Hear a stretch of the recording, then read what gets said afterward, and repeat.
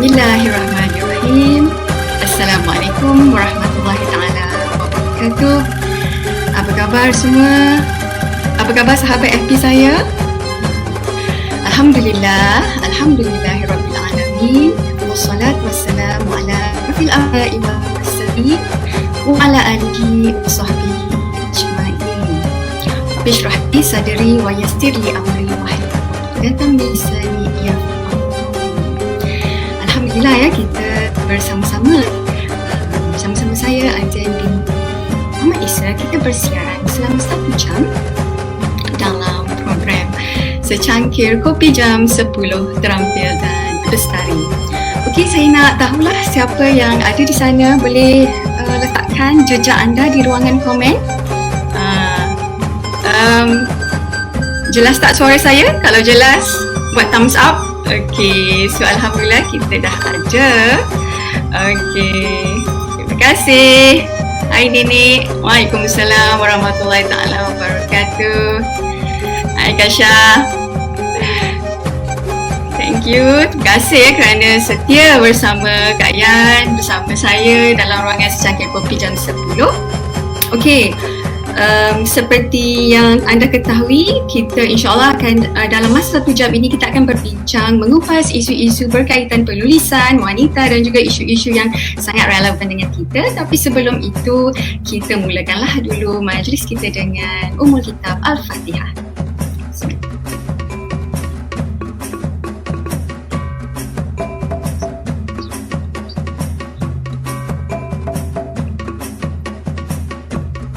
Amin, amin ya rabbal alamin. Okey, dah ramai ya yang bersama-sama kami, alhamdulillah.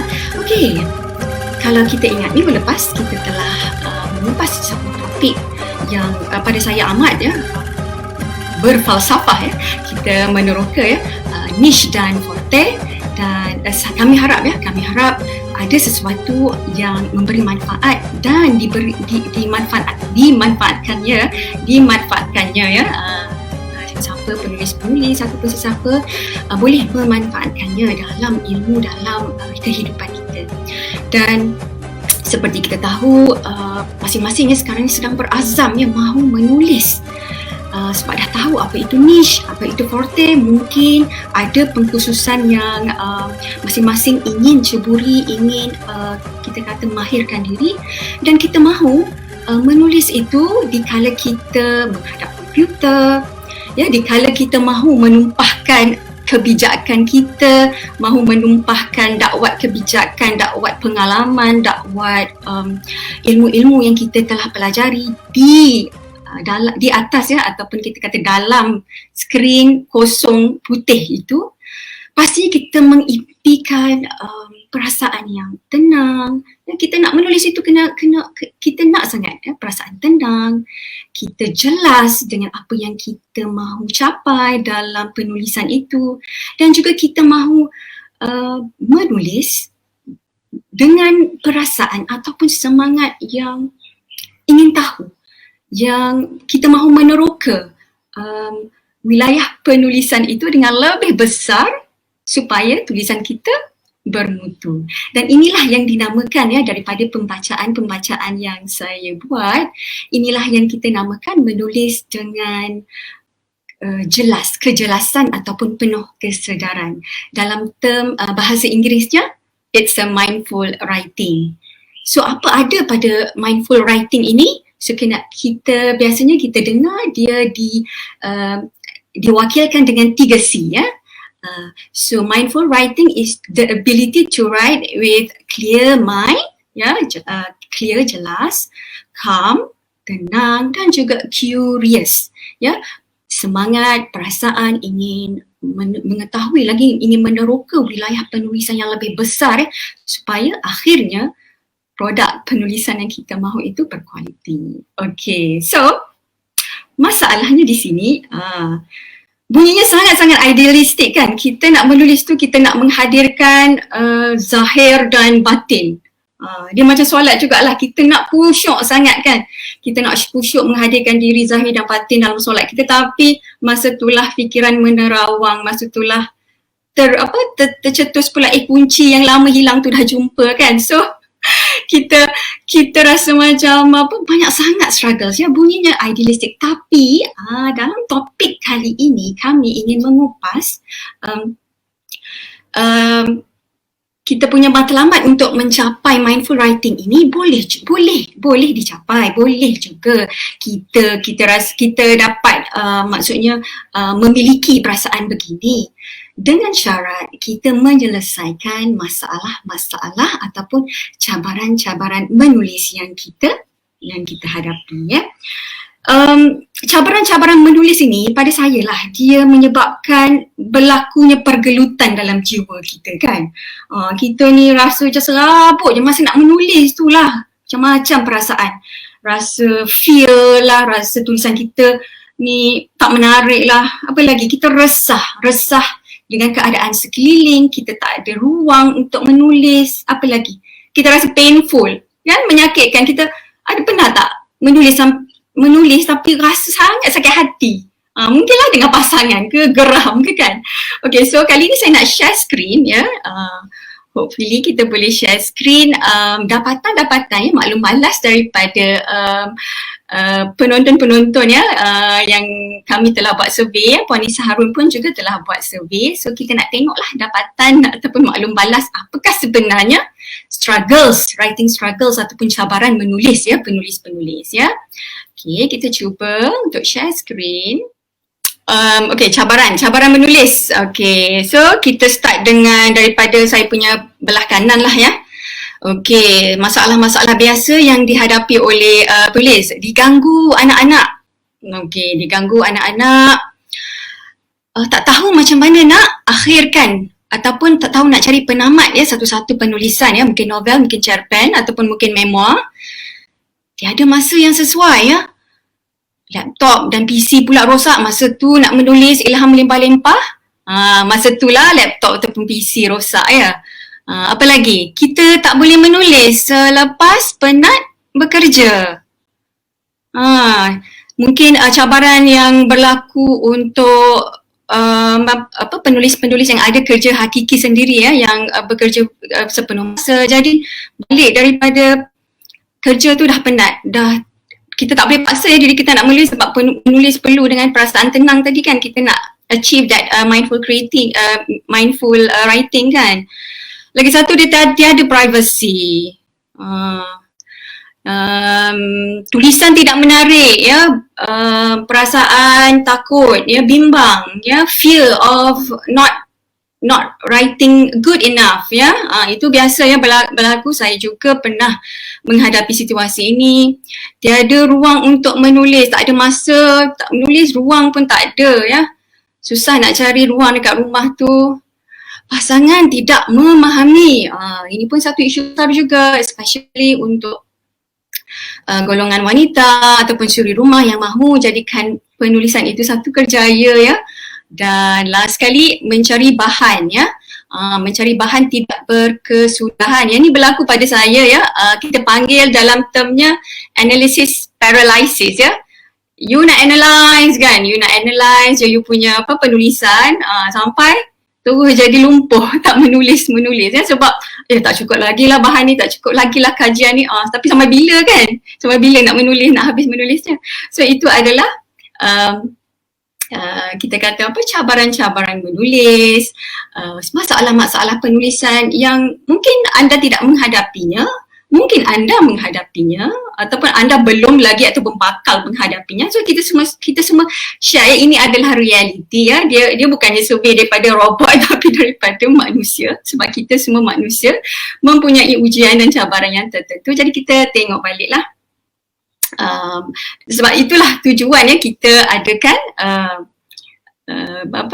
kupasan ini, sesi ini ya. So kita stop. Okay. Right. So saya rasalah kita dah dapat idea kenapa ya isu ini sangat dekat di hati saya, dan saya juga sangat menghargai ya penulis di luar sana yang sedang struggling ya dengan masalah-masalah, bergelut dengan jiwa. Dan saya pernah lah terdengar ya, semasa saya menghadiri wacana sastra, saya pernah mendengar kisah bagaimana seorang penulis yang terkenal ya. Penulis ni dah lama ya, penulis dah meninggal dunia pun ya, tetapi dia sangat terkenal ya. Dia terkenal dengan novel dia Seorang Tua di Kaki Gunung ya, Allahyarham Azizi Haji Abdullah ya. Ketika beliau menulis last kali ya, dia mahu menyiapkan sedikit lagi ya penulisan dia, nak tamatkan penulisan dia, nak dari segi susunan, editing ya. Dia pergi menempah satu bilik hotel yang murah ni, 3 bintang, 2 bintang, selama seminggu hanya untuk menyiapkan novel itu.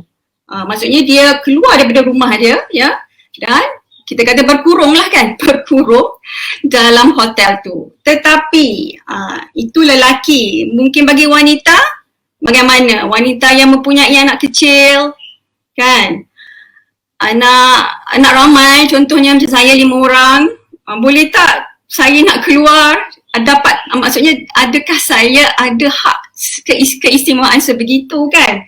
Sebab cabaran ini masing-masing ada, dia tersendiri, dia unik untuk orang itu tersendiri. Lelaki lain, perempuan lain ya, especially wanita yang memegang banyak topi ya, banyak hats kan.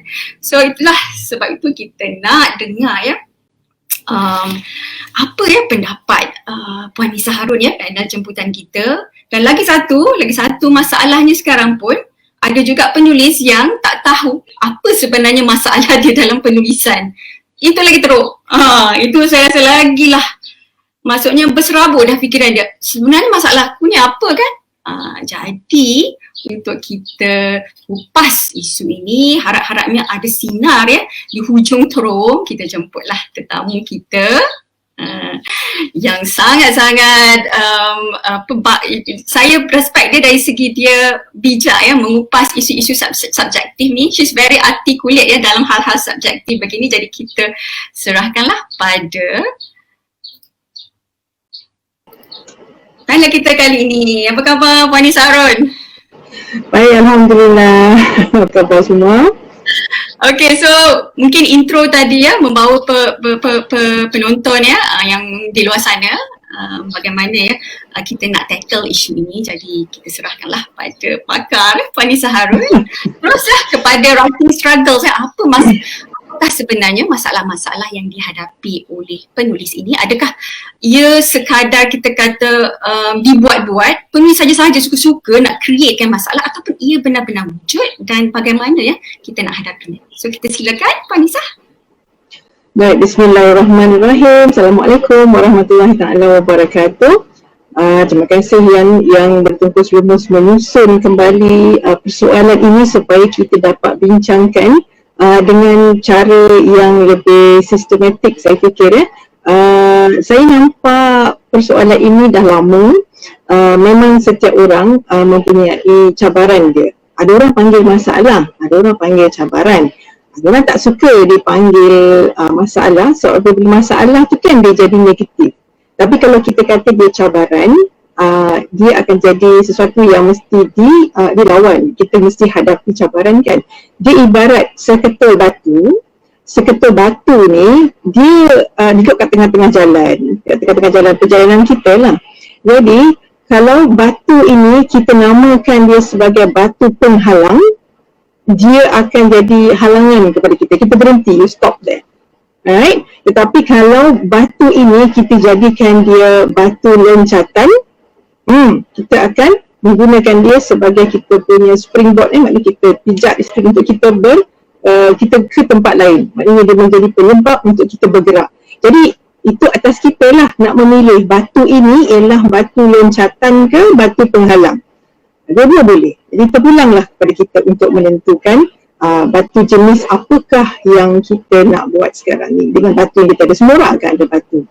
Dan penulis, dia memang hidup dengan masalah. Tak ada masalah pun dia cari masalah. Nanti dia akan selesaikan masalah itu dalam tulisan dia. Penulis yang tak ada masalah, dia rasa macam semua okey je pun, kadang-kadang dia tak boleh menulis juga. Banyak persoalan menulis ini, tak kisah menulis kreatif, menulis akademik, menulis bukan fiksyen dan sebagainya, dia mesti bermula dengan satu persoalan. Persoalan itu apa? Konflik, masalah. Sebuah novel tak ada konflik, nak baca tak? kita tengok drama ke, tengok TV kan, tak ada, semua okey je.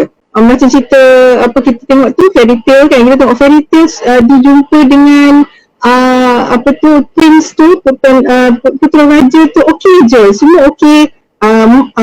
Raja dan permaisuri pun tak ada masalah, okey je, tak ada isu mak mentua semua kan, kahwin dan beranak pinak, okey saja. Kita nak baca tak cerita macam tu? Kita bukan nak baca cerita macam tu, tapi kita nak baca cerita orang yang banyak masalah ataupun kisah-kisah yang ada konflik lagi banyak kan. Lagi banyak konflik tu, lagi kita suka. Sadis betul kita ni kan, suka tengok masalah orang lain dia. Tetapi bukan soal itu. Kita nak lihat bagaimanakah kalau dalam novel, dalam cerpen kreatif kan, kita nak tengok sebenarnya bagaimanakah watak itu dapat mengatasi. Dapat mengatasi.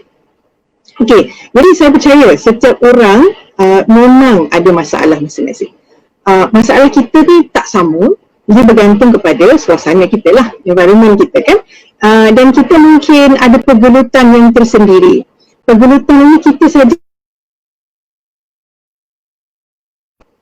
Kemudian kalau kita tak ada masalah keluarga pun, kita dapat sokongan daripada keluarga ataupun kita ni dikritik kawan lah. Biasa kawan rapat ni suka kritik. Ada keluarga pun macam tak saya, betul ke nak jadi penulis ni? Macam, ya ke? Kena anak kita dia persoalan kita, betul ke mama nak menulis? Mama boleh ke menulis? Jadi macam semua keraguan tu dicampak kepada kita kan. Jadi benda ni memang boleh berlaku. Saya sendiri juga mengalami ketika peringkat awal menulis, saya ni cabaran menulis saya mungkin tak sama dengan orang lain. Saya tak ada masalah macam gangguan-gangguan bising dan sebagainya. Ada dua orang, adik saya pun kecil lagi. Saya ni selalu dia suruh masuk ke bilik untuk belajar. Ini memang kecenderungan keluarga saya. Pergi dalam bilik, dia baca buku, dia belajar, dia buat homework. Itu memang dah jadi satu kebiasaan lah. Jadi kan macam dia tengok kita lama sikit depan TV tu, dah, dia masuk bilik.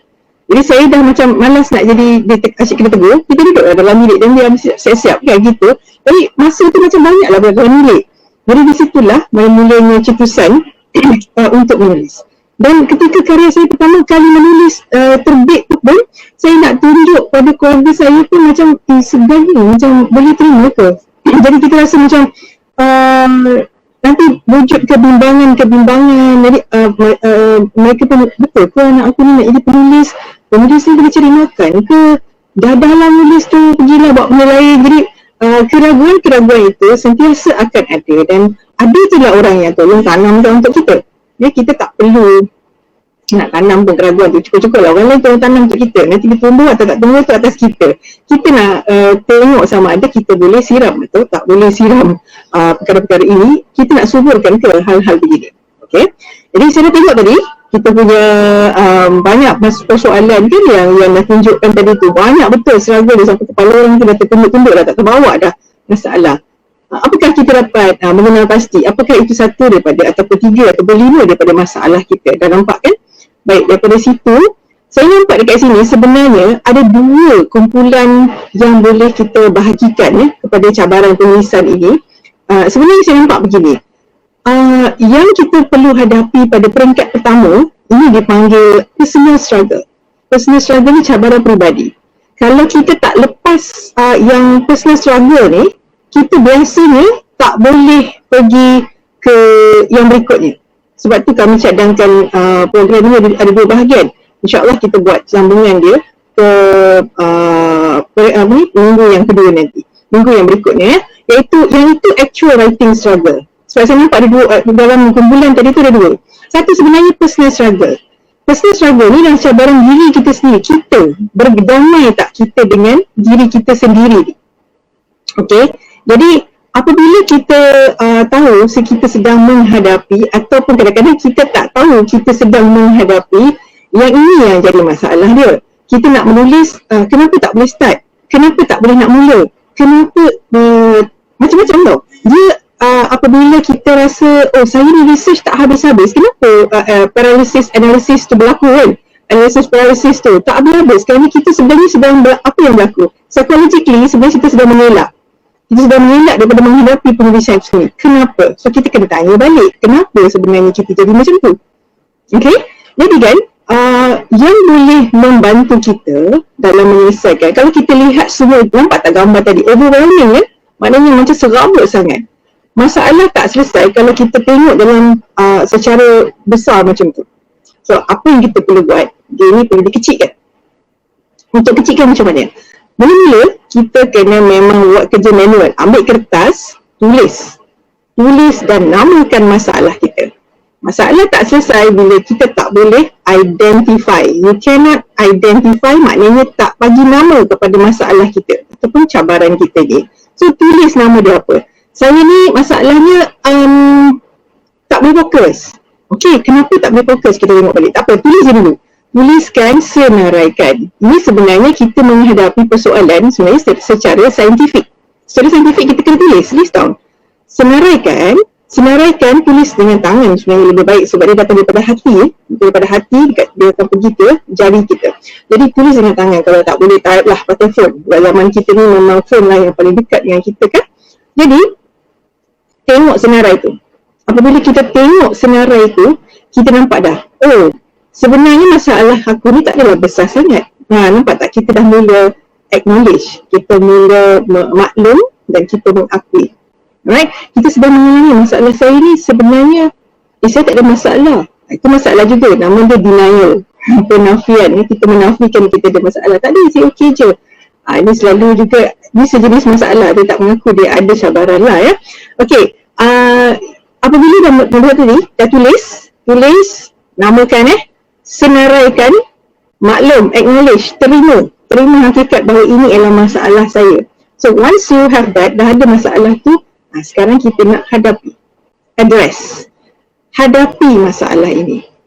Bila kita boleh menghadapinya, barulah kita boleh bertindak. Dia ada 5 perkara. Okay? Kita mula-mula kita mesti identify, maknanya kita identify dengan cara apa? Kita mesti tulis dan namakan struggle kita tu. Masalah saya ni, saya tak boleh nak, saya ada masalah laptop. Betul kan? Ada masalah laptop. Pergilah selesaikan masalah laptop tu. Tak boleh beli, tak ada duit, pinjam. Pergi ke komputer, cyber cafe ke, cuba fikirkan, identify the problem. Jangan merungut atas masalah itu. Cuba fikirkan solution dia, cuba fikirkan penyelesaian dia. Selalunya kita enggan, kita malas nak menghadapi, jadi kita tak fikir tau penyelesaian dia. Tapi kalau once kita tulis, dan kita nampak sebenarnya, oh masalah saya tak banyak, 3 je sebenarnya, ataupun masalah saya ada 5. Okey, ada 5, tackle satu-satu. Jangan tengok semua, jangan nak tackle semua, jangan nak buat semua, tak selesai. Okey, so kita identify, kita dah tulis tadi, kita senaraikan, senaraikan, kita tulis, senaraikan. Yang kedua, yang ketiga kita akui, acknowledge, mengaku dulu ini ada masalah. Okey, lepas tu baru kita boleh hadapi. Yang keempat, kita address, kita hadapi masalah itu. Dan yang kelima, kita bertindak atas masalah itu. Jadi ini cara untuk kita selesaikan, ataupun kita bukan tak selesai pun, dia sebenarnya kita menghadapi personal struggle. Ini sebenarnya yang pertama kita perlu hadapi. Kalau kita dapat menghadapi, kalau tak mengatasi pun kita menghadapi. Kadang-kadang proses nak selesaikan personal struggle ni ambil masa juga. Tapi yang penting kita memang kena namakan. Okey? Kita namakan dia apa? Saya sebenarnya tak malu orang baca karya saya. Masalahnya apa? Confidence lah, keyakinan lah. Kita macam mana kita nak membina keyakinan? Itu kita dah nampak kan cara penyelesaian dia. Okey. Jadi 5 perkara tu kita tengok dulu, selesaikan personal struggle, baru kita boleh bercakap tentang struggle-struggle yang lain. Mungkin itu dulu untuk pengenalan saya, Yan. Okey, terima kasih banyak-banyak. Ya Allah, Alhamdulillah ya. Daripada serabut tadi, dah kita nampak dah ya bagaimana Kak Nisah cantikkan, strukturkan ya masalah-masalah tadi dengan ada 5 ya. Ingat ya 5 perkara tadi, buatlah akronim apa-apa agar kita sentiasa ingat ya. Catatlah dalam nota ya.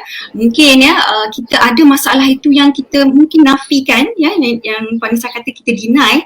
Tapi sebenarnya isu itulah sebenarnya yang dipendam kan, menjadilah kita kata jadi apa, makin lama makin berkembang dan kita tidak sedar pun isu itu sebenarnya perlu diselesaikan. Dan saya haraplah selepas topik ini, walaupun mungkin tidak dapat menyelesaikan 100% masalah penulis, tapi kita kata ambillah itu sebagai tools untuk kita memperbaiki bukan saja kita punya mutu penulisan, tapi juga memperbaiki sikap kita juga dalam kita kata menjadikan diri kita ni sebagai penulis dalam meningkatkan keyakinan kita untuk jadi penulis. Okey. Puan Nisa, zaman sekarang ni memang cabaran penulis itu sangat besar macam saya sendiri seorang suri rumah, nak kata masa nak urus menulis tu kena juga masa untuk mengurus rumah tangga, nak juga mengurus masa untuk menulis, apa lagi nak juga mengurus masa kita nak fokus nak menulis kan. Dan last kali dah habis-habis buat kerja tu buat kerja rumah, mop lantai apa semua kan, benda-benda rutin harian suri rumah yang sentiasa tak habis tu, dah penat pula nak menulis Jadi cabaran penulis zaman sekarang bukannya kecil malah besar sebab tu kita bawakan tajuk penulisan kita, topik kita menulis itu derita yang nikmat kan. Ni macam love hate relationship, kita nak tulis ni tapi ada banyaknya benda nak buat kan, lepas tu bila kita tulis dah tak keluar pula idea kan. So cabaran banyak dari segi dari segi attention management pun kan, di mana kita ada social media, penulis perlu kita kata ada social presence dalam media sosial sebab kita perlu buku kita tu kita perlu jual kan, karya kita tu perlu kita persembahkan pada audience. Sebab itu kita perlu hargai media sosial sebagai kita kata platform untuk kita mempromosi, marketing ourselves kan. Jadi banyak sangatlah Kak Nisa cabaran kita. So macam mana tu agaknya urus masa, urus tenaga, urus attention kita ni. So kita serahkanlah pada Kak Nisa. Silakan. Dia jadi sabuk balik sebab tadi kita cuba pecahkan tak apa. It's okay. Saya faham apa yang cuba katakan itu, dan sebenarnya kita semua menghadapi benda yang hampir sama. Cuma masalah kita tu saja yang berbeza-beza, tapi yang kita hadapi itu sebenarnya sama. Sebenarnya ada 3 perkara yang akan sama ada mengganggu kita atau menolak kita untuk terus menulis. Kita kena tengok 3 perkara. Tadi Ian ada sebut pasal attention management, sebenarnya sekaligus dengan time management. Cerita time management ni saya rasa daripada zaman sekolah lagi kita dah jumpa. Rasa macam kalau hari ni tajuk kita ialah pengurusan masa, tak ada siapa nak dengar kan, dah rasa macam dah bosan dah. Kita kena ada jadual, kita kena jadi benda-benda begitu macam tak cukup aku zaman sekolah kita dah tengok dah benda ni semua, dan ada yang berjaya, ada yang tak jadi pun time management ni. Jadi saya pun cubalah mengikut beberapa buku-buku tentang time management. Dulu lah kan daripada zaman sekolah, zaman universiti, kita ni perasan sibuk, kita macam sibuk ni nak buat benda-benda ni semua. Tetapi akhirnya saya menemui Yan juga pernah kita pernah bincang pada isu ni kan, pasal attention management. Kita ni banyak distraction yang kita secara sengaja bawa kita bawa lain hidup kita lah. Yalah, kita ada social media dan sebagainya, sebenarnya kita sign up, tak ada orang paksa pun kita ada account tu kan, tapi kita perlu sebab sekarang ni zaman social presence tu, secara social media tu, digital presence tu kena ada. Jadi kalau kita tak wujud di sana, orang macam tak lihat, out of sight, out of mind. Orang tak ingat kita dah promosi, kena dijalankan. Ini banyak kerja sebagai penulis sekarang kan. Jadi nak menumpu pada penulisan sahaja pun, orang tak nampak kita menulis pun tak jadi juga. Zaman ini ialah zaman you write and you must be seen writing. Maknanya kita perlu menulis dan kita mestilah dilihat menulis. Itu yang satu lagi perkara yang baru, yang dulu-dulu orang tak kisah. Dulu-dulu penulis ni ialah orang tak jumpa penulis ni sebab dia tersorok, dia takkan muncul, kita dapat buku dia saja kan. Orang sini semua dilihat begitu. Tapi zaman sekarang bukan, kalau tak nampak, orang tak yakin dah sekarang. Orang nak tengok, orang nak berinteraksi secara langsung, pembaca, peminat ke, kalau artis tu perlukan interaksi gitu. Tetapi hakikatnya sekarang ni kita dah jadi overwhelming balik semula, dia jadi serabut balik sebab benda ni semua datang, kita lah nak menulis, kita lah nak promo, kita nak benda ni, semua benda ni. Okey. Jadi sebenarnya kita perlu buat kerja, kita perlu fokus dan kerja mesti siap. Ini saya ingat kata supervisor saya dulu masa saya buat master kan, dia kata selagi thesis kamu tak siap, tak bergunalah kepada kamu dan tak bergunalah kepada saya. Itu saya fikir betul juga kan, kalau siapa nak baca karya kita yang tak siap, siapa nak baca catatan kita yang tak siap, penerbit mana yang nak terbitkan benda yang tak siap. Jadi maknanya yang poin dia ialah kita kena siap. Siap ni adalah satu tanda bahawa kita produktif. Satu daripada tanda produktiviti ialah penghasilan, betul tak? Penghasilan ini ialah apa dia? Datang daripada kita punya prestasi, performance, apa kita nak panggil benda itu semua. Jadi maknanya hasil. Kalau kita duduk, orang akan menilai, duduk lama-lama terperap dalam bilik, lepas tu satu buku pun tak keluar. Sedap je orang mengata kita kan. Tapi orang tak tahu itu ialah proses. Tapi akhirnya kita perlu memang ada satu produk yang dihasilkan. Kita dinilai, kita dihitung dengan berapa banyak yang kita boleh hasilkan. Walaupun itu cerita lain, maknanya ada orang bukanlah soal berapa banyak dia dihasilkan. Yang penting ialah menghasilkan sesuatu. Okay? Jadi, saya lihat time management tadi tu, dia bukan itu permulaan dia. Bukan itu masalah kita sebenarnya. Masalah dia bermula lebih awal. Dia sebenarnya ada masalah dengan pengurusan attention tadi. Attention ni fokus. Dan sebelum itu, dia sebenarnya berkait dengan tenaga kita. Iaitu energy management. Okay, kalau saya boleh ringkaskan jadi macam ni. Nampak tak agaknya? Okey. Jadi sebenarnya kita melihat dari aspek kita nak mencapai produktiviti, kita nak lihat prestasi sebenarnya. Prestasi kita saya pecahkan kepada 3 T. Iaitu tenaga, tumpuan dan tempo. Okey, kalau nak bahasa Inggeris ambil EAT lah. E untuk energy, A untuk attention dan yang ni untuk time. Jadi saya nak bagi dalam bahasa Melayu dia tiga T. Tenaga, tumpuan, tempo. Okey? Baik. Tenaga, tumpuan, tempo. 3 T. Maknanya sekarang ni kita mesti jaga apa yang paling besar? Tenaga kita. Tenaga kita macam bateri. Tenaga kita datang daripada mana? Sumbernya daripada mana? Ada banyak sumber. Satu daripadanya untuk penulis, dekat mana dia punya bahan api dia, semangat dia dan sebagainya datang daripada emosi. Emosi kita. Emosi ini kena jaga elok-elok. Sebab tu kalau pagi-pagi saya tak suka kalau orang anak-anak saya buat drama. Anak-anak saya buat drama pagi-pagi, dia akan mengganggu kan? Kita pergi sekolah, anak-anak kita nak sekolah ni, ya Allah, memang terganggu lah. Jadi kalau tenaga terganggu emosi, dia akan kita akan jadi marah, kita jadi kecewa. Itu semua memakan kita punya tenaga. Okey? Apabila tenaga kita dah digunakan, dah tinggal berapa dia bateri? Cuba tengok bateri dah tinggal berapa tahun dah bateri, dah tinggal dekat separuh. Marah dia pasal marah menggunakan tenaga. Jadi saya tak suka apabila pagi-pagi emosi saya terganggu. Saya memang cuba elak. Jadi kalau kita tahu kita ni mudah terganggu dengan salah satu perkara, kita trigger. Sebab sekarang kata kita trigger dengan benda tu, janganlah pergi cari. Kalau boleh elak.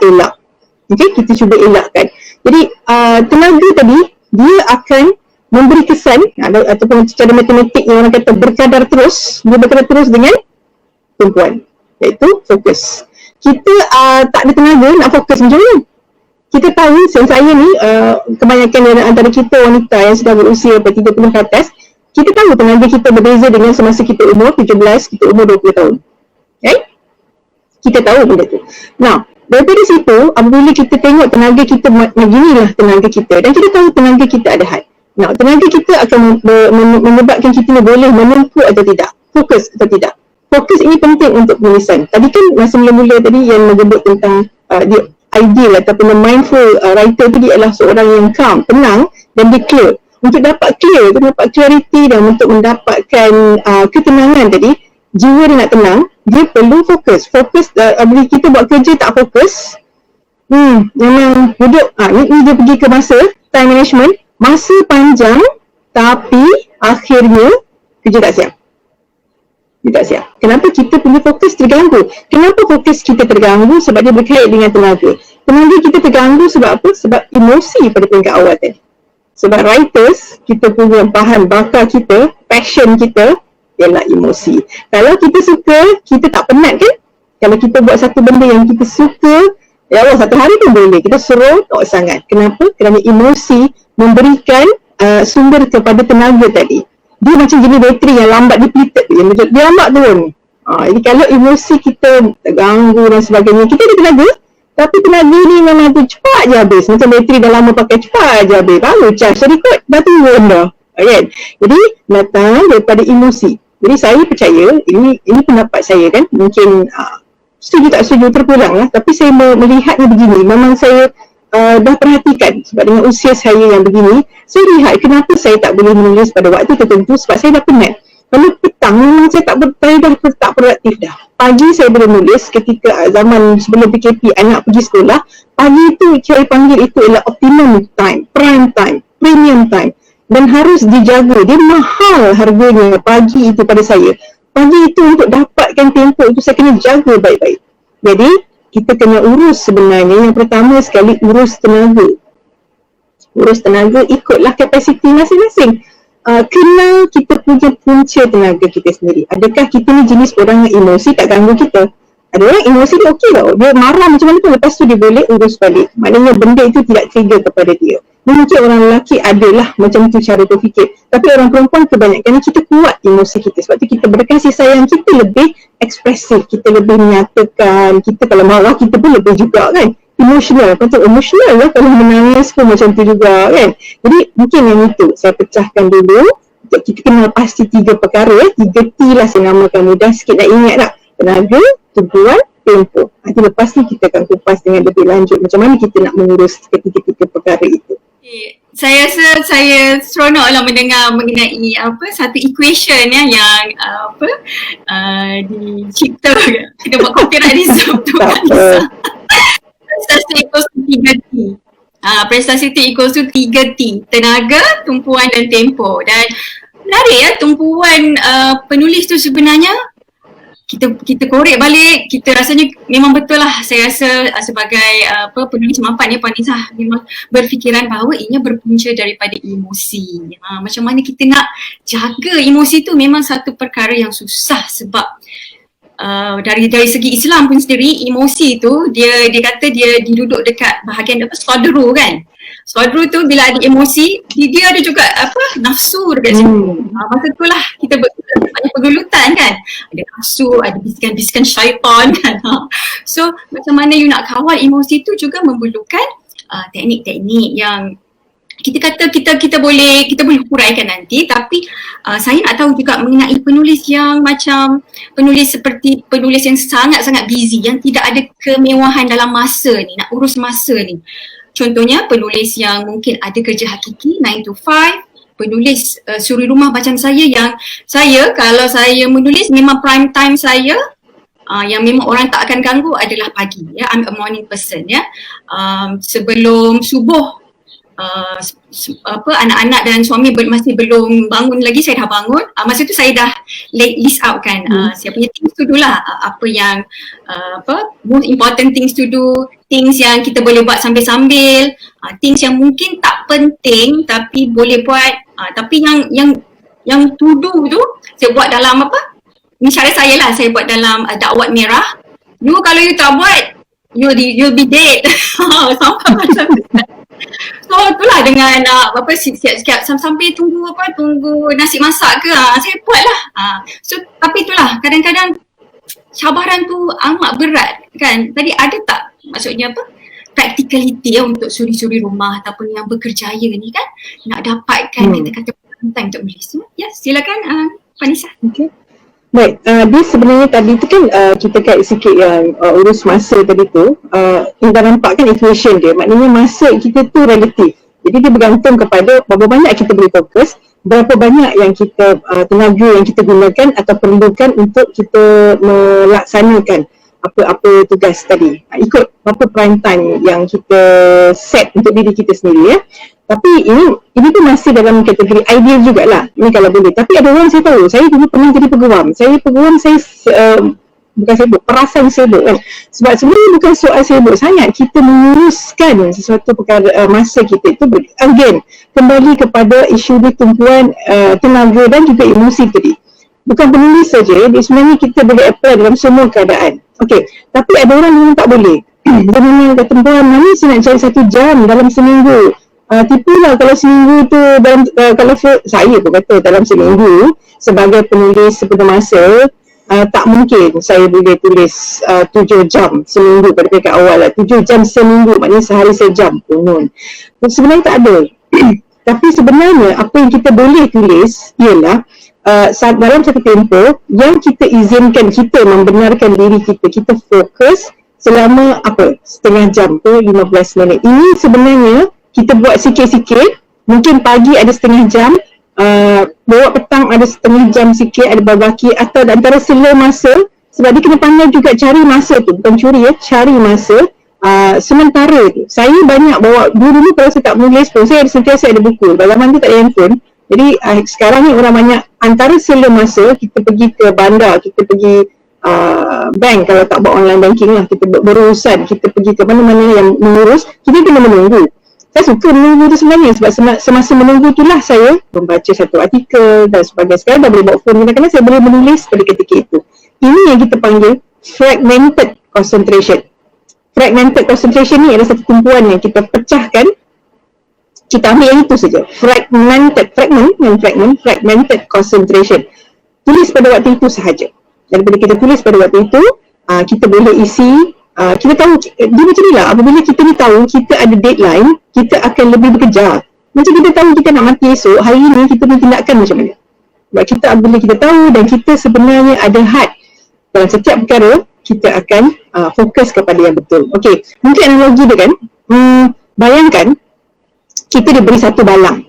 Okey, balang kaca, diberikan juga 5 ketul batu besar. Kemudian ada 20 ketul batu kecil, pebbles, batu kecil, kerikil yang kecil. Kemudian diberikan pasir lah dalam setengah balang. Kemudian kita juga ada air 1 jam. Okey, yang mana kita nak masuk dulu? Dia bergantung kepada priority kita. Yang mana yang kita masuk dulu? Kalau kita masuk pasir dulu, dia akan memenuhi bahagian bawah.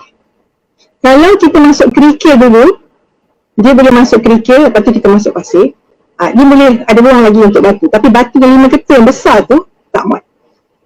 Dan sebagainya. Ikut bagaimana kita susun. Jadi cara susunan yang betul ialah kita masukkan yang besar terlebih dahulu. Keutamaan kita dulu kita masukkan. Yang mana kita namakan sebagai keutamaan kita. Adakah keluarga kita? Adakah penulisan kita? Adakah pembacaan kita? Apa yang kita letak pada ketika itu? Momen itu kita letak. Baik, batu yang besar itu mesti masuk dulu. Masukkan 5 ketul batu tu, muat. 5 ketul batu tu memang boleh. Lepas masuk ketul batu, baru kita masuk kerikil. Okay, batu besar, lepas tu kerikil. Lepas kerikil, baru kita masuk pasir. Lepas tu baru kita tuang air. Semua boleh muat. Semua boleh muat. Cuba tengok Saya ambil contohlah. Kalau betul lah lukisan ni kan taklah pandai Noah melukis. Okay, tengok. Kalau kita masukkan batu ni tadi, kemudian kita dah masukkan kerikilnya terlebih dahulu. Kita masuk kerikil terlebih dahulu, artinya dia dah ambil ruang kat bawah ni. Dia dah penuh. Batu besar tak boleh masuk, tak ada space. Tapi kalau kita masukkan batu yang besar dulu, lepas tu kita masuk kerikil, lepas tu kita masuk pasir, masih ada ruang untuk kita masukkan air. Jadi apa makna analogi ini? Analogi ini maknanya kita letak keutamaan kita yang mana dulu. Dalam momen yang kita ada tu, kita letak yang mana dulu. Kalau kita letak keutamaan kita ialah keluarga, keluargalah dahulu. Maknanya yang lain tu kena tunggu. Yang lain tu kena tunggu, dia ambil ruang-ruang yang ada. Kalau kita masukkan yang kecil-kecil dahulu, kita tengok social media dulu, pagi ni kita tengok siapa respon, okey kita layan benda-benda yang akan memakan tenaga kita dulu. Dia dah masuk, dia dah separuh dah. Lepas tu kita sedar tak sedar, bateri dia tinggal separuh.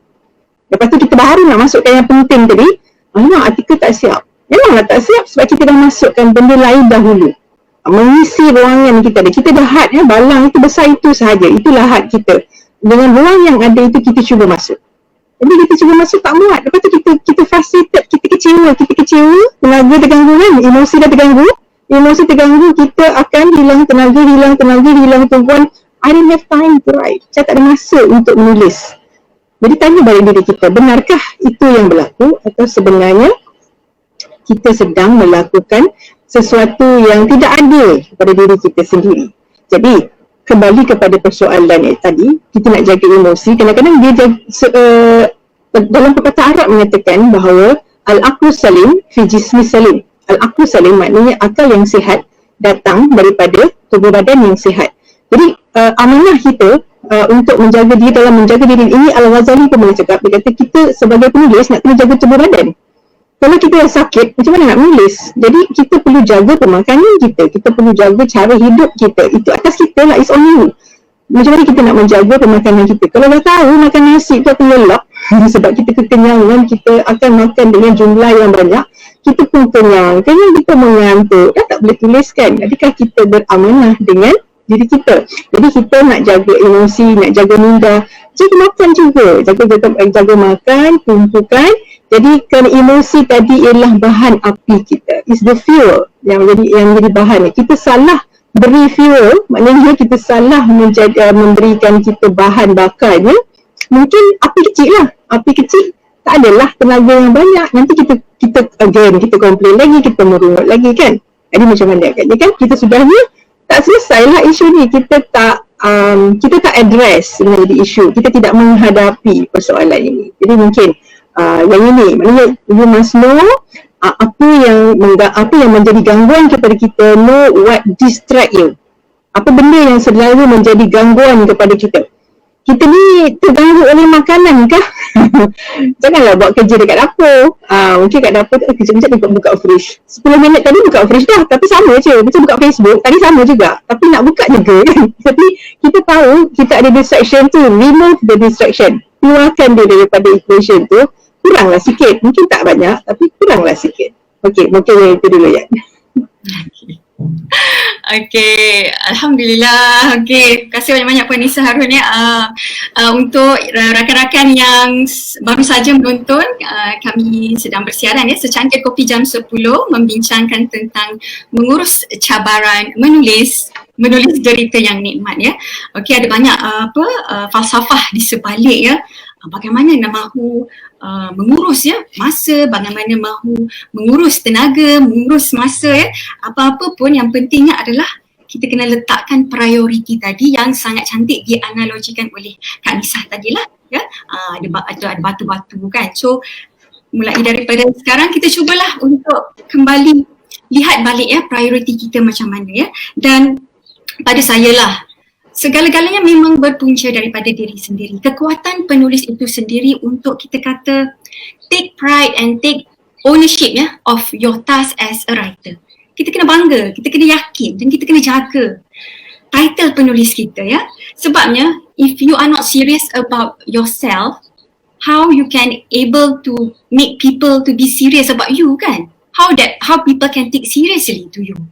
Sebab kita kena mula dulu, kita kena serius. Kita jaga kita punya, kita kata wilayah dan title penulis itu ya. Dan penulis yang saya rasa yang ada banyak masalah ni, mungkin kekurangan dia dari segi nak mengurus prioriti. Dan lagi satu yang saya rasa mungkin masalah yang besar pada wanita yang sudah bersuami dan ada anak-anak ialah komunikasi ya. Komunikasi inilah yang menyebabkan ada satu yang writing struggles yang tadi saya letakkan di screen kan. Pasangan tidak memahami. Bagaimana ya? Mengapa pasangan tidak memahami? Sebab kegagalan kita untuk meyakinkan pasangan ya tentang kita nak jadi penulis ni ya. Okey. Saya ambil contoh saya sendirilah ya. Ketika di awal saya menulis, saya bagi tahu dekat suami sebab kita kena minta izin kan untuk pergi ke bengkel-bengkel penulisan, perlulah keizinan beliau. Dia nampak setuju ya. Dari segi bahasa tubuh dia, kita kena tengok lah lelaki ni kan, dia nampak walaupun dia tak cakap banyak, dari segi bahasa tubuh dia mengizinkan saya pergi. Dia setuju ya, pada saya dia setuju. Ya, saya pun pergi. Tapi namun ada ketikanya, ada masa-masa yang saya nak sangat pergi, dia nampak dia tidak menyokong ya. Senang je cakap tak boleh pergi. Dan of course itu akan menimbulkan konflik pada jiwa yang sedang bergelut tadi kan. Sebab pada kita nak menulis, kita nak cari ilmu, kita nak dalami bidang penulisan, tapi kenapa suami tak bagi hari tu kata setuju kan, ni kenapa ni? So kita pun dah okey, ni kenapa ni? Jadi apabila saya memperhalusi lagi, membuat kajian mengapa suami begini, barulah saya tahu sebenarnya suami setuju tapi dia tak bagi restu. So jadi pasangan wanita, you kena tengok balik. Adakah dia setuju je tapi dari segi kerestuan tu. Sebab restu ni pada saya, dia bukan saja berbalik pada keizinan, redha suami, redha Tuhan kan, kalau yang sudah, yang dah ada suami lah kan. Bukan berbalik pada restu redha, tapi juga pada diri kita. Sebab apabila dia beri restu tu, kadang-kadang apabila dia cakap tak payah, kita boleh berdamai tau dengan kata tak payah tu. Kita rasa macam, oh tak payah, mungkin dia fikirlah, mungkin benda ni tak elok untuk aku, ataupun mungkin tak sesuai lagi kot untuk aku, macam aku mungkin tak mampu lagi kot nak pergi ke sana, jadi tak apalah, tak payah je lah pergi. So restu tu dia berbalik pada diri kita dan diri suami dan juga segalanya tau. Jadi so apa yang penting sini, bagaimana kita nak bagi tahu dekat suami, ya, bagaimana nak mendapat restu suami tu. Komunikasi yang bagaimana. Jadi inilah saya rasa lah semua kena bagi tahu, kita buat deklarasi macam nak buat apa, pilihan raya lah pula tu kan, deklarasi manifesto macam tu lah. Declare dan sebab semua kita penulis, kita bersetuju bahawa profession menulis ini adalah satu perkara, satu profession yang sangat bernilai dan memberi makna pada kita, ya. Dan kita bagi tahu dekat pasangan bahawa penulisan ini adalah perjuangan kita. Dan perjuangan tu sebenarnya kita equatekan dengan equation, dia adalah amal soleh. Amal soleh kita yang telah ditaklifkan oleh Allah sebagai khalifah Allah, sebagai tugas kita, untuk menyebar manfaat. So nampak tak? Kita bagi tahu, kita declare this is our, kita kata, perjuangan yang berupa amal soleh, dan kita kongsi pada pasangan dan juga pada anak-anak, ya, pada anak-anak, supaya siapa yang tak ada anak-anak, mungkin orang yang terdekat, ibu bapa contoh, apa lagi, kakak, abang, ya, supaya mereka ini berkongsi nilai yang sama tadi.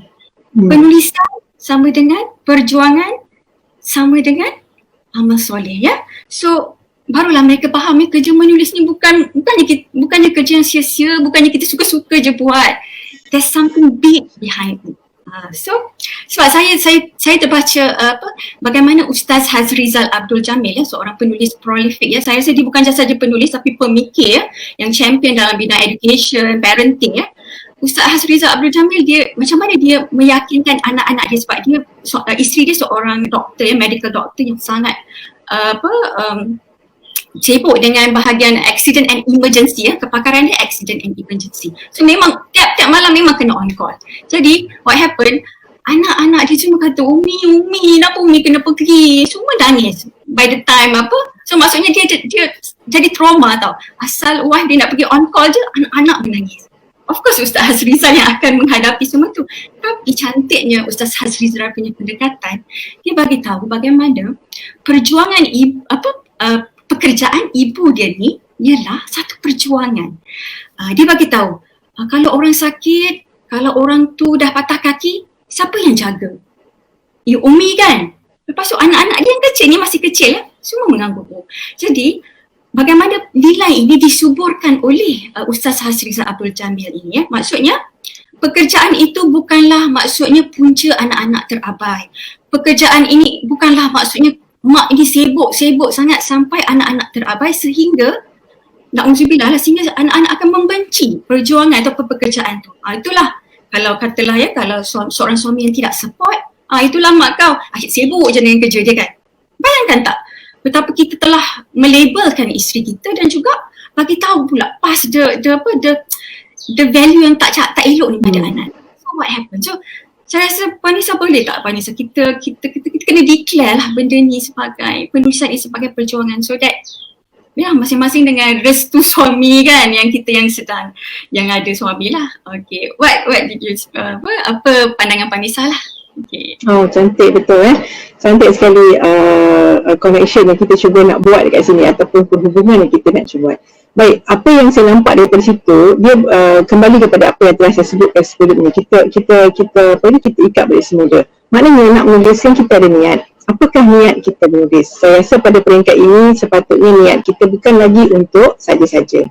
Niat kita patutnya jelas. Kalau tak ada, kita betulkan niat kita terlebih dahulu lah. Dan apabila kita betulkan niat, kita akan selesaikan masalah-masalah tadi, 5 perkara tadi. Kita dah tahu identify kita punya problem kita punya masalah, kita selesaikan untuk diri kita dulu, selesaikan bahagian kita, berdamai dengan diri kita terlebih dahulu. Dah tahu dah ini cabaran dia, ini masalah dia. Next, kita tahu dah apa masalah kita, iaitu mungkin masa ni daripada mana, daripada tumpuan, daripada tenaga, emosi, semua kita dah tahu dah. Kita tahu apa benda yang menyebabkan kita cepat marah, apa yang menyebabkan perkara yang mengambil tenaga kita dah tahu dah. Jadi kalau kita dah selesai yang ini, apa kita patut buat ialah, maknanya sepatutnya kita sudah ada satu level of confidence, satu aras keyakinan. Ya, saya ni insyaAllah, Alhamdulillah diilhamkan Tuhan saya nak jadi penulis, ataupun saya sedang menjadi penulis. You have to declare to yourself. Jadilah kita selesaikan dengan diri kita dahulu. Selepas itu, barulah kita sampaikan kepada pihak yang circle yang dekat lah dengan kita. Yang dekat siapa? Keluarga kita, suami ke anak, ayah dan sebagainya, ibu kan. Jadi kita perlu libatkan mereka dalam perjuangan kita, bagi dia sama-sama faham. Kalau di luar negara kan ada hari yang dikata bring your parent to work. Jadi sebelum anak tu bawa parent dia pergi ke sekolah untuk menerangkan, oh ayah saya kan dia kerja gini-gini, ayah saya seorang ahli bomba, ayah saya seorang doktor, ayah saya gini-gini. Jadi kan dia sebelum dia nak berasa bangga dengan siapa family dia, siapa ibu dia perlu faham tugas ibu dia dulu kan. Betul lah yang dikatakan oleh Ustaz Asrizal tu kan. Maknanya dia terangkan kepada anak dia bahawa ibu ni dia memang tak ada di rumah sebab dia sedang buat satu benda yang lebih besar. Jadi sebenarnya apa yang dia buat, dia ajar anak dia berfikir, melihat the big picture. Memang nampak ibu ni kalau dalam bilik dia kunci pintu ataupun dia tutup pintu, maknanya dia tutup pintu tu ibu tak ada kacau lah tu. Jadi kita kalau melihat yang negatif, anak itu akan nampak yang negatif lah. Tapi kita jangan kacau ibu, jangan kacau ayah, dia nak buat kerja sebab dia sedang menyiapkan, bagi dia faham, ikut kepahaman dia, level budak itu kalau anak lah ya, dia bagi dia faham. Jadi kan saya melihat ini sebenarnya saya terfikir inilah contoh dakwah cara Nabi. Nabi kan ketika dia dapat wahyu yang pertama tu, betapa dia perlu berdamai dengan diri dia dulu kan. Baginda terpaksa berdamai dengan diri dia dulu bahawa ini hakikat yang telah sampai, baginda ialah pesuruh, baginda ialah rasul dan sebagainya. Nak terima hakikat tu dulu. Lepas tu seterusnya circle yang kedua, Khadijah, Abu Bakar, sahabat dia, meyakinkan kumpulan yang ni dulu. Dah ada keyakinan, orang-orang ni faham sama-sama perjuangan dia, perjuangan baginda, baru kita pergi ke langkah berikut. Kan dakwah kita sikit-sikit. Jadi saya percaya apa-apa perubahan yang kita buat dalam diri, dia mula yang kecil saja. Dia kecil tapi yang penting potensi untuk membesar tu ada. Jadi maknanya untuk memberitahu, cakap senang kan? Nak beritahu, saya nak beritahu anak saya nak beritahu suami saya nak menulis. Tapi sebenarnya bukan senang Bukan senang, kerana isu dia tadi saya sebut itu sebenarnya ialah keyakinan, confidence. Kita yakin tak? Kita tak yakin dengan diri kita sendiri bahawa kita ialah menulis. Macam mana kita nak yakinkan orang lain bahawa orang ini boleh menulis? Orang yang boleh menulis ni, kita tak yakin pun dengan diri kita. Tak boleh kot. Tak boleh. Memang kalau kita ada keraguan, macam mana kita nak beritahu orang lain bahawa sebenarnya kita ni boleh menulis? Dan orang kata, alah, orang lain memang dah menulis besar, boleh awak tu kecil je. Betul, saya memang menulis yang kecil sebab saya bermula daripada tempat yang kecil. InsyaAllah dengan doa suami, dengan doa anak-anak, saya boleh berkembang lagi. Saya tak perlukan apa-apa, tak perlu menulis bersama-sama dengan saya pun, tapi hormatlah wilayah saya, hormatlah masa saya. Jadi untuk orang menghormati masa kita, untuk orang menghormati tempat kerja kita, kita lah kena hormat di tempat kerja kita dulu. Di tempat kerja kita ni, kita benarkan tak orang lain guna? Boleh guna sekejap, tapi cuba kita pergi duduk dekat meja bos kita. Bos kita bagi tak? Kita pun segan sebab dia dah establish wilayah dia. This is my room. Ini bilik saya. Bukanlah kita tak bagi orang masuk. Anak saya selalu masuk bilik saya ni buat kerja ke sama-sama ke. Memang guna tak tempatnya? Malam ada online class lah. Okey, pakailah. Communicate kan. Muka semua masa saya berada kat sini pun.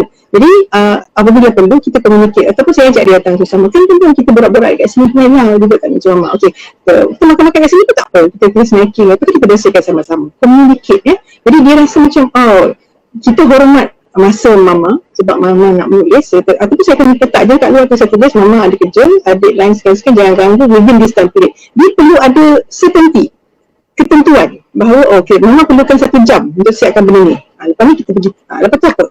Nak pergi ke mana? Nak masak ke, nak benda ke, nak pergi berjalan ke, tapi bagi Mama siapkan yang ni dulu. Jadi communication, bila dia faham, barulah dia boleh sokong kerja-kerja kita. Jadi apabila misalnya ada book launch ke, ada majlis-majlis ke, libatkanlah suami, libatkanlah anak, jom temankan saya, teman saya pergi sini, pergi sana. Jadi masukkan keluarga kita dalam lingkungan itu, dia pun nak berbangga dengan kejayaan kita juga walaupun kecil. Katalah saya ni adalah menang sedikit anugerah tapi kecil je menang sebuah hati, tak apa, pergi kalau kita maklum pada dia berbangga untuk menemankan kita. Jadi sebab itu saya sebutkan dengan terasa kalau orang buat majlis tak jemput pasangan, itu selama saya berjuang ni nak seorang-seorang. Saya ada team kita kan, it takes a village kan, to raise a kid, tapi it takes another level of understanding untuk orang menyokong kerja kita. Kita perlukan respect tu, respect pada masa dan tempat. Kalau suami kita tak boleh respect kita, kita maknanya bukan salah dia. Kita kena fahamkan kepada dia lagi, maknanya dia tak cukup faham lagi. Jangan salahkan dulu, kalau salahkan nanti kita boleh jadi konflik kan, kita tak selesai pun masalah tu.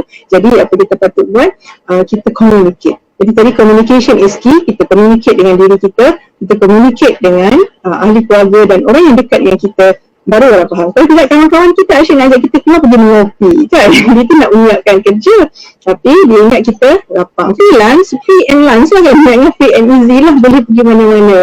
Jadi kalau kita kena bukan kita kata, bukan menyombong, maknanya kata tak boleh, tengah sibuk, tengah ada deadline, jangan macam tu. Kita berlapik lah, kata saya kena ada kerja sikit, kena siapkan lah nanti why nak kerja ke minggu depan, boleh tak? Jadi kita cuba fulfill kita punya social requirement, social obligation. Sebab tak payahlah rasa macam kita hebat sangat menulis kacau. Jadi kita rasa nanti akhirnya kita akan timbul rasa kesombongan. Kita tak nak keangkuhan itu menguasai kita. Kan kita menulis should be humbling. Jadi kita carilah ruang. Saya teringat tadi ada sebahagian, saya sentuh sikit sebahagian tadi katanya macam Azizi Haji Abdullah sebagai lelaki mendapat ruang untuk menulis dengan cara di tempat hotel dan sebagainya. Betul. Sekarang dah mudah lah sebab sekarang ni kita banyak budget hotel kan. Pergi pada zaman itu susah sikit. Dan rasa wow, pergi hotel tu macam besar. So ada seorang lagi kawan, dia kerja kerajaan, suka menulis tapi memang susah nak dapat satu stretch yang panjang misalnya seminggu kan untuk menghasilkan. Jadi apa dia buat? Dia rancang percutian untuk menulis dia macam orang lain merancang nak pergi travel. Dia buka kalender tahun depan, okey, mana cuti panjang. Okey, dia blok siap-siap. Okey, berapa hari aku perlu cuti untuk sambung cuti ni supaya aku dapat seminggu. Dia kata sekat semua dia balik kampung. Jadi dia tak cari dia lah. Sebenarnya dia kat rumah. Dia kata kat kampung yang kacau yang call line tak bagus, yang call. Jadi orang tu okey faham dia balik kampung. Sebenarnya dia kat rumah. Dia menulis sebab dia kata dia kena jaga ruangan itu sajalah masa yang dia ada stretch yang panjang untuk dia menulis. Dan memang dia tak buat benda lain. Dia order makanan ke apa, dia tak sibuk nak masak sebab dia fokus dia tahu ini saja masa yang dia ada.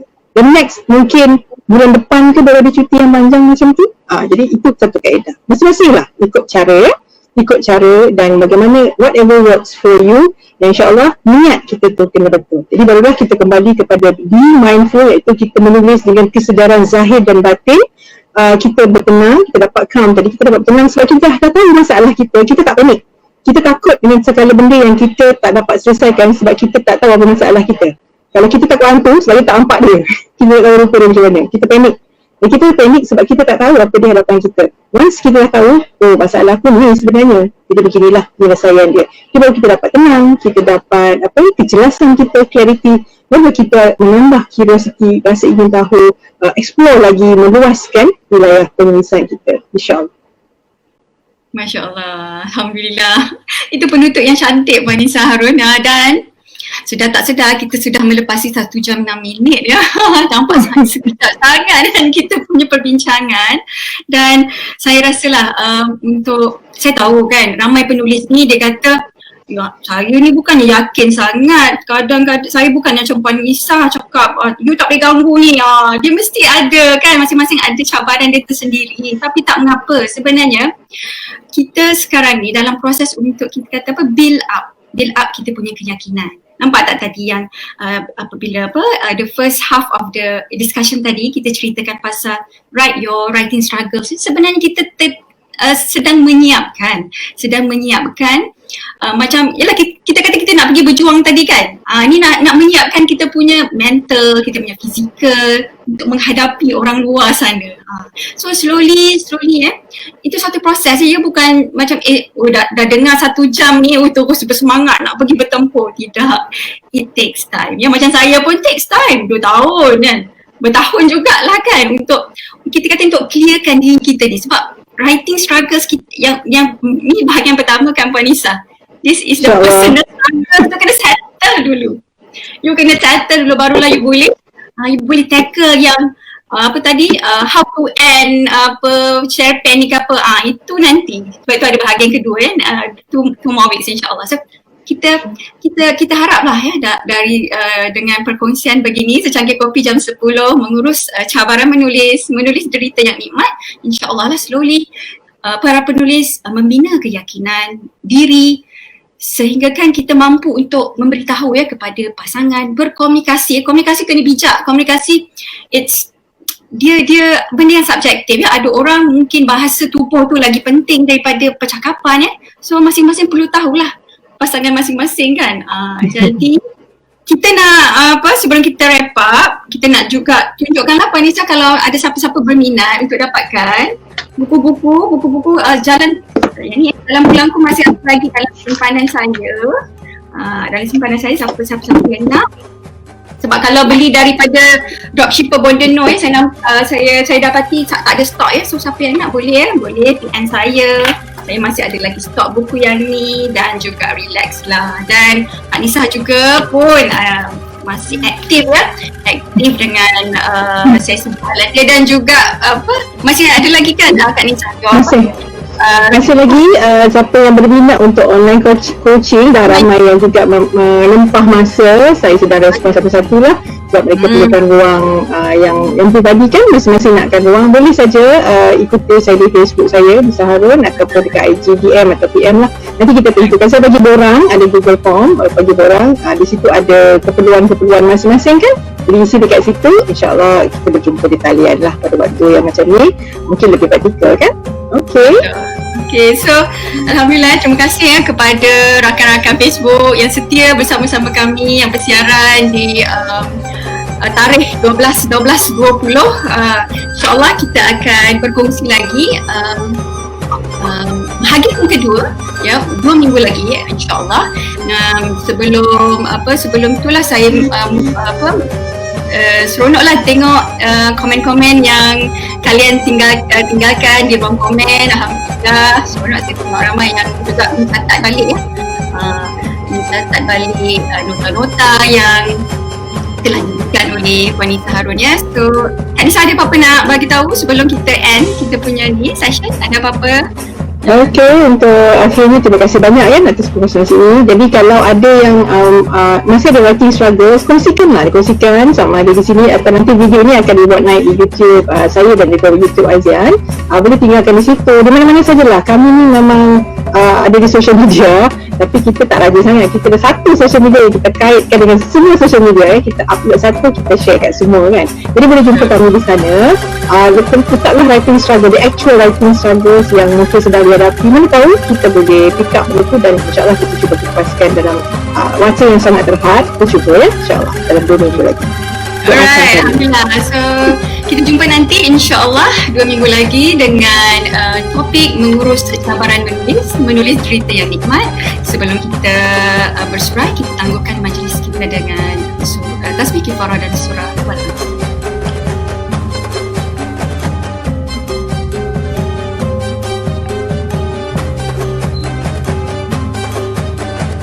Baik, terima kasih atas perhatian ya. Segala kekurangan saya mohon maaf ya. Yang baik-baik itu datangnya daripada Allah, segala kekurangan itu datangnya daripada kita. Kita jumpa lagi nanti. Assalamualaikum warahmatullahi wabarakatuh. Bye.